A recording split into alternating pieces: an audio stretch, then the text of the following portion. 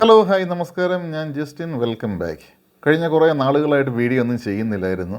പേഴ്സണലായിട്ടുള്ള കുറച്ച് തിരക്കുകളും പിന്നെ അത്രമാത്രം വീഡിയോ ചെയ്യാൻ വേണ്ടിയുള്ള നല്ല നല്ല വാർത്തകളൊന്നും കയ്യിലില്ലാതിരുന്നത് കൊണ്ടാണ് തീർച്ചയായിട്ടും ചെയ്യേണ്ടിരുന്നത്.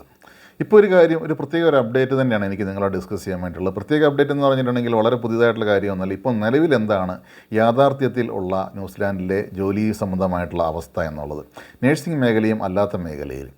നിങ്ങൾക്ക് എല്ലാവർക്കും തന്നെ അറിയാവുന്നതുപോലെ, നിങ്ങൾ ന്യൂസിലാൻഡിലെ ഫോളോ ചെയ്യുന്ന ആൾക്കാരാണെന്നുണ്ടെങ്കിൽ കൃത്യമായിട്ട് മനസ്സിലാക്കിയിട്ടുണ്ടാകും, ന്യൂസിലാൻഡിലെ അൺഎംപ്ലോയ്മെൻറ്റ് റേറ്റ് കൂടിക്കൊണ്ടിരിക്കുകയാണ്. ഇൻഫ്ലേഷനും അതുപോലുള്ള മറ്റ് പല കാര്യങ്ങളും അതിൻ്റെ പുറകിൽ പ്രവർത്തിക്കുന്ന ഘടകങ്ങളായിട്ടുണ്ട്. പക്ഷേ അൺഎംപ്ലോയ്മെൻറ്റ് കൂടിക്കൊണ്ടിരിക്കുകയാണ്. അൺഎംപ്ലോയ്മെൻറ്റ് ഏതാണ്ട് 4-നും 5-നും 4.5% ആ റേഞ്ചിലൊക്കെയാണ് എത്തി നിൽക്കുന്നത്. അപ്പോൾ അതുകൊണ്ട് തന്നെ നമ്മൾ മനസ്സിലാക്കാനുള്ള ഒരു കാര്യം എന്താണെന്ന് പറഞ്ഞിട്ടുണ്ടെങ്കിൽ, ജോബ് മാർക്കറ്റിൽ ഇടി കൂടും. ഒരു ജോലി ഉണ്ടെന്നുണ്ടെങ്കിൽ അപേക്ഷിക്കാൻ സാധ്യതയുള്ള ആളുകളുടെ എണ്ണം കൂടിക്കൊണ്ടിരിക്കുകയാണ്. ഒരു പ്രധാനപ്പെട്ട ഒരു കാര്യമാണ്. അതുകൊണ്ട് തന്നെ കോമ്പറ്റീഷൻ കൂടുന്നതനുസരിച്ചിട്ട് ജോലി കിട്ടുവാനുള്ള സാധ്യതകൾ കുറയുകയും ചെയ്യുന്നുണ്ട്. അത് നേഴ്സിംഗിൽ മാത്രമല്ല, എല്ലാ മേഖലകളും അത് ബാധിക്കുന്നുണ്ട്.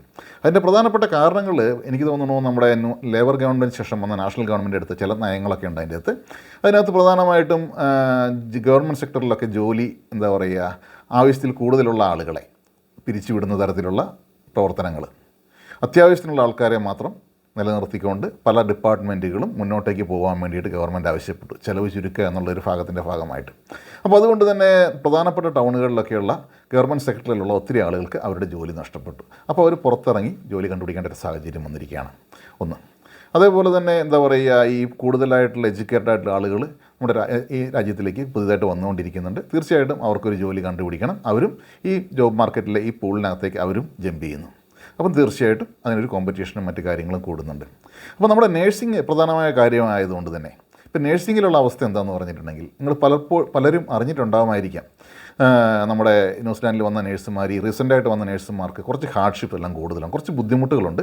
അവർക്ക് ജോലി കണ്ടുപിടിക്കുവാനും ഒരു സ്ഥിരജോലി കിട്ടുവാനും റെസിഡൻസി പോലെയുള്ള കാര്യങ്ങളിലേക്ക് മുന്നോട്ടേക്ക് പോകാനും പലതരത്തിലുള്ള ബുദ്ധിമുട്ടുകളും ഇപ്പോൾ നിലവിൽ ന്യൂസിലാൻഡിൽ വരുന്ന ഇൻ്റർനാഷണൽ നേഴ്സസ് അനുഭവിച്ചുകൊണ്ടിരിക്കുന്ന പ്രധാനപ്പെട്ട പ്രശ്നങ്ങളൊന്നു തന്നെയാണ്. അതിനകത്ത് ഗവൺമെൻറ് ഹോസ്പിറ്റലുമായി ബന്ധപ്പെട്ട് പറയുകയാണെന്നുണ്ടെങ്കിൽ ഇപ്പോഴത്തെ അവസ്ഥ എന്താണെന്ന് പറഞ്ഞിട്ടുണ്ടെങ്കിൽ, അപ്രഖ്യാപിതമായിട്ടുള്ള റിക്രൂട്ട്മെൻറ്റ് ബാൻ പോലെയുള്ള ഒരവസ്ഥയുണ്ട് പല സാഹചര്യങ്ങളിലും. പല സ്ഥാപനങ്ങളിലും ജോലിക്ക് വേക്കൻസീസ് ഉണ്ട്, പക്ഷേ പുറത്ത് പറയുമ്പോൾ ഒത്തിരി വേക്കൻസീസ് ഒന്നും ഇല്ലാത്ത പോലെ, ഒത്തിരി ആൾക്കാരെ പുതിയതായിട്ട് എടുക്കാത്ത പോലെ, ഗവൺമെൻറ് സാമ്പത്തികമായിട്ടുള്ള ചില ബുദ്ധിമുട്ടുകളെല്ലാം കാരണം ഉള്ള സ്റ്റാഫിനെ വെച്ചിട്ടൊക്കെ മെയിൻറ്റെയിൻ ചെയ്തുകൊണ്ട് പോവുക എന്നുള്ളൊരു നയങ്ങളൊക്കെ സ്വീകരിക്കുന്നതായിട്ട് തോന്നിയിട്ടുണ്ട്. പ്രധാനമായിട്ടും ഇപ്പോൾ നമുക്ക് കൃത്യമായിട്ട് മനസ്സിലാക്കാൻ സാധിക്കുന്നത്, ഗവൺമെൻറ് സെക്ടറിൽ നോക്കുകയാണെന്നുണ്ടെങ്കിൽ ഈ മെൻ്റൽ ഹെൽത്ത്, അതുപോലെ മിഡ് വൈഫറി, എമർജൻസി ഡിപ്പാർട്ട്മെൻറ്റ്, ഈ തരത്തിലുള്ള ഏരിയകളിലൊക്കെ ഇപ്പോഴും വേക്കൻസീസ് നമുക്ക് കാണാൻ സാധിക്കും. അതിനുള്ള ആപ്ലിക്കേഷൻസ് ഫിൽഡ് ആണോ, എത്ര വേക്കൻസീസ് ഉണ്ട്, അതിന് കൃത്യമായിട്ട് എത്ര ആപ്ലിക്കൻസിനെ അവർ ജോലിക്ക് എടുത്തു എന്നുള്ള കാര്യത്തെപ്പറ്റി കൃത്യമായിട്ടുള്ളൊരു കണക്കും കാര്യങ്ങളൊന്നും നമുക്ക് അവൈലബിൾ അല്ല. എങ്കിൽ തന്നെ നിലവിൽ ഇപ്പോഴും കുറച്ച് വേക്കൻസീസൊക്കെ അവിടെ കാണുന്നുണ്ട്. അല്ലാത്ത ജനറൽ പ്രാക്ടീസുകളിലൊക്കെ പരമാവധി ഉള്ള ആൾക്കാരെ വെച്ചിട്ട് മെയിൻറ്റെയിൻ ചെയ്യുക എന്നുള്ള രീതിയിലുള്ളൊരു പ്രാക്ടീസാണ് ഇപ്പോൾ നമ്മൾ കണ്ടുവരുന്നത്.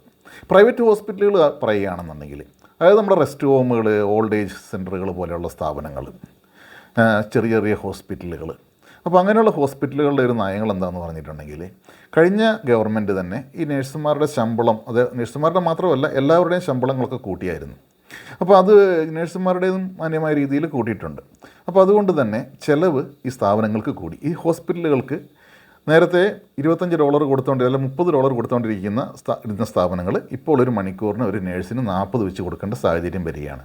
അപ്പോൾ അതുകൊണ്ട് അവരെന്താ ചെയ്യുന്നതെന്ന് പറഞ്ഞിട്ടുണ്ടെങ്കിൽ, 10 നേഴ്സുമാർക്ക് പകരം 8 നേഴ്സുമാരെ വെച്ചിട്ട് കാര്യങ്ങൾ നടത്തിക്കൊണ്ട് പോകാൻ വേണ്ടി അവർ ശ്രമിക്കുന്നു. അതുകൊണ്ട് തന്നെ ഈ പ്രൈവറ്റ് സെക്ടറുകളിലും ഒത്തിരി വേക്കൻസീസ് ഉള്ളതായിട്ട് ഇങ്ങനെ കാണുന്നില്ല. അതിനകത്ത് വേറെ ഒരു പോയിൻ്റ് ഉണ്ട്.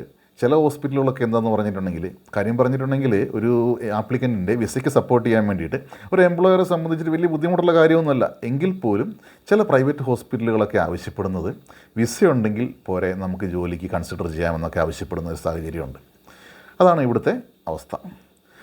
അതുകൊണ്ട് തന്നെ ഒത്തിരി ആളുകൾ, നൂറുകണക്കിന് ആളുകൾ, ഇപ്പോൾ ഞാനുമായിട്ട് തന്നെയാണല്ലോ സ്ഥിരമായിട്ട് ഇമെയിൽ വഴി കമ്മ്യൂണിക്കേറ്റ് ചെയ്തുകൊണ്ടിരിക്കുന്ന ആളുകൾ, അവരുടെ ഫാമിലീസൊക്കെ നമ്മളുമായിട്ട് കോൺടാക്റ്റ് ചെയ്തിട്ട് നമുക്ക് ഹെൽപ്ലെസ് ആയിട്ടുള്ളൊരവസ്ഥയാണ്.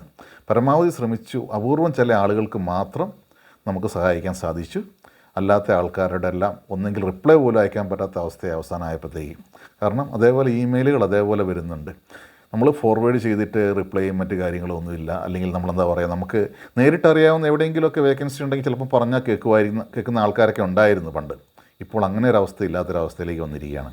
ഒരുവിധം നമുക്കറിയാവുന്ന എല്ലാ ഏരിയകളിലും ഈ കഴിഞ്ഞ 2-3 മാസം മുമ്പ് തന്നെ എല്ലാ ഏരിയകളിലും തന്നെ ഫില്ലായതായിട്ടാണ് നമുക്ക് മനസ്സിലാക്കാൻ സാധിക്കുന്നത്. പക്ഷേ അവർ പറയുന്നുണ്ട് ഇനിയിപ്പോൾ സ്റ്റാഫ് മൂവ്മെൻ്റ് ഒക്കെ നടക്കുന്നുണ്ട്. ചിലപ്പോൾ കുറേ ആൾക്കാർ അങ്ങോട്ടോ ഇങ്ങോട്ടോ ഒക്കെ മൂവ് ചെയ്യുകയാണെങ്കിൽ ചിലപ്പോൾ ഫ്യൂച്ചറിൽ വേക്കൻസി വന്നുകൂടായില്ല എന്നൊക്കെ ഇവരെല്ലാവരും പറയുന്നുണ്ട്. അപ്പോൾ ഇങ്ങനെ വരുന്ന നഴ്സുമാരെ സംബന്ധിച്ച് അടുത്തൊരു ഓപ്ഷൻ എന്ന് പറഞ്ഞിട്ടുണ്ടെങ്കിൽ ഓസ്ട്രേലിയക്ക് പോകുക എന്നുള്ളതാണ്. അപ്പോൾ ഓസ്ട്രേലിയക്ക് പോകുക എന്ന് പറഞ്ഞാലും ഇപ്പോൾ അത്ര എളുപ്പമല്ല. പ്രത്യേകിച്ചും നമ്മൾ ഫ്രഷ്ലി ഗ്രാജുവേറ്റഡ് ക്യാപ്പൊക്കെ കഴിഞ്ഞ ഒരാളാണെന്നുണ്ടെങ്കിൽ, ഫ്രഷ്ലി ഗ്രാജുവേറ്റഡ് ആയിട്ടുള്ള ഇൻ്റർനാഷണൽ നേഴ്സ് ആണെന്നുണ്ടെങ്കിൽ ഇപ്പോൾ ഓസ്ട്രേലിയൻ റിക്രൂട്ട്മെൻറ്റ് ഏജൻസീസ് വരെയും കൂടുതലായിട്ടും പ്രിഫർ ചെയ്യുന്നത് ഓൾറെഡി ഇവിടെ എക്സ്പീരിയൻസ്ഡുള്ള, അതായത് ന്യൂസിലാൻഡർ ആയിട്ടുള്ള ഒരാളെയാണ് ഏറ്റവും ആദ്യം അവർ പ്രിഫർ ചെയ്യുക. ഇനി അല്ല എന്നുണ്ടെന്നുണ്ടെങ്കിൽ ഓവർസീസ് നേഴ്സ് ആണെങ്കിൽ പോലും ന്യൂസിലാൻഡിൽ വർക്ക് എക്സ്പീരിയൻസ് ഉള്ള ആൾക്കാരെയാണ് അവരിപ്പോൾ ആദ്യം പ്രിഫർ ചെയ്യുന്നത്. അതിനുശേഷം മാത്രം അപൂർവം ഭാഗ്യവാന്മാരും ഭാഗ്യവതികളും മാത്രമാണ് അവർ എന്താ പറയുക ഓസ്ട്രേലിയൻ റിക്രൂട്ട്മെൻറ്റ് ഏജൻസീസ് വഴി സെലക്ട് ചെയ്യപ്പെട്ട് അങ്ങോട്ട് പോകാൻ സാധിക്കുന്നത്. ഇപ്പം ഞാൻ അന്വേഷിച്ച് നോക്കിയപ്പോൾ എനിക്ക് അറിയാൻ പറ്റിയ വേറൊരു കാര്യം എന്ന് പറഞ്ഞിട്ടുണ്ടെങ്കിൽ ഇപ്പോൾ ഓസ്ട്രേലിയയിലാണെങ്കിൽ പോലും അവർ പോലും അവിടുത്തെ എന്താ പറയുക ഫേമുകളാണെങ്കിൽ പോലും അവർ പരമാവധി ഈ വിസ സപ്പോർട്ട് പോലെയുള്ള കാര്യങ്ങൾ, കാരണം അവിടെ കുറേ കാശ് മുടക്കുണ്ട് അവർക്ക്. ഒരു എംപ്ലോയിനെ കൊണ്ടുപോയിട്ട് വിസ സപ്പോർട്ട് ചെയ്ത് അവരുടെ ഫാമിലി അടക്കം എല്ലാ കാര്യങ്ങളും ചെയ്യിക്കണം എന്നുണ്ടെങ്കിൽ സാമ്പത്തികമായിട്ട് നല്ല മുടക്കമുള്ള കാര്യമാണ്. അപ്പോൾ അത് പരമാവധി അവർ ചുരുക്കുകയാണ്. അവരും സാമ്പത്തിക പ്രശ്നങ്ങൾ കൊണ്ടായിരിക്കാം, അല്ലെങ്കിൽ ചെലവൊരുക്കുന്നതിൻ്റെ ഭാഗമായിരിക്കാം, അല്ലെങ്കിൽ മറ്റ് സോഴ്സുകൾ വഴി അവർക്ക് ആളെ കിട്ടും എന്നുള്ളത് കൊണ്ടായിരിക്കാം. കാരണം ഇപ്പം ഓൾറെഡി ന്യൂസിലാൻഡ് റെസിഡൻ്റ് ആയിട്ടുള്ള ഒരാളെ സംബന്ധിച്ചിട്ട് ഓസ്ട്രേലിയയിൽ പോയി പ്രാക്ടീസ് ചെയ്യാൻ വേണ്ടിയിട്ട് അവർക്ക് കൂടുതലായിട്ടുള്ള വിസ സപ്പോർട്ടും മറ്റു കാര്യങ്ങൾ ഒത്തിരി പ്രശ്നങ്ങളൊന്നും വരുന്നില്ല.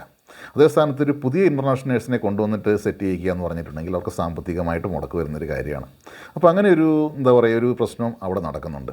അപ്പോൾ ജനറലായിട്ട് ഞാൻ പറയുകയാണെന്നുണ്ടെങ്കിൽ ഇപ്പോഴത്തെ ന്യൂസിലാൻഡിലെ നേഴ്സിങ്ങിൻ്റെ അവസ്ഥ എന്താണെന്ന് പറഞ്ഞിട്ടുണ്ടെന്നുണ്ടെങ്കിൽ അത്ര ശോഭനമായിട്ടുള്ള അവസ്ഥയൊന്നുമല്ല.